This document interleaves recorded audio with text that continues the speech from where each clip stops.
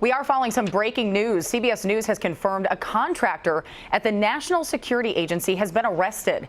Let's get right to Justice and Homeland Security correspondent Jeff Pegues in Washington. Jeff, what do we know, and isn't this quite embarrassing? Well, it's certainly not a good thing for the NSA.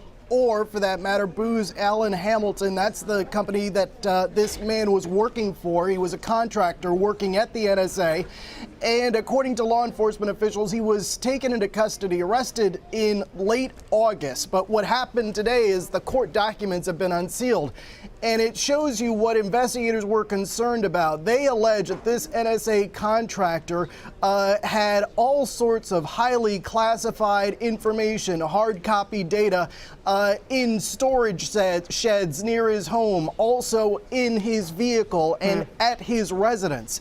Classified, top secret information that obviously should not have been in his possession, according to investigators. And so they are concerned about, well, what was his intent here? Was he planning on releasing that information to the public or turning it over to someone? So those are some of the questions that we have now. He's been identified as Harold Martin III of Glen Burnie, Maryland, and that is a suburb of the Baltimore area.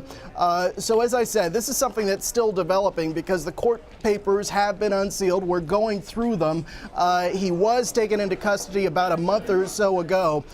So investigators have been sitting on this information for some time. We can only speculate why they've been sitting on it, perhaps to make sure that there was no damage done that they can see to national security. But they have revealed in these documents that had this information gotten out there, there would have been some sort of national security damage because of the information that he had in his possession. According to investigators, he had highly classified information and some top secret information as well.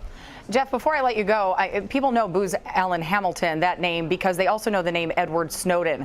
This could potentially be the second time in 3 years something like this happened. Can you explain to people what went on in that case and how this is different? Well, sure. You don't want to jump to any conclusions here, making that connection just yet. But obviously, the intelligence community, the law enforcement community in this country is still in a lot of ways recovering from the information that Edward Snowden leaked. And so when you have a situation like this where a contractor has been arrested and accused of storing this kind of highly classified information, naturally there are going to be these comparisons. And that's why I say we still have to figure out and ask law enforcement these questions. Well, what was his intent here? Was his intent to disseminate this information publicly? So those are some of the questions that we need to know. What was his intent? Was he going to disseminate the information publicly or hand it off to someone? But we know, according to investigators, that they believe this information is the type of information that in the wrong hands could cause a lot of national security damage.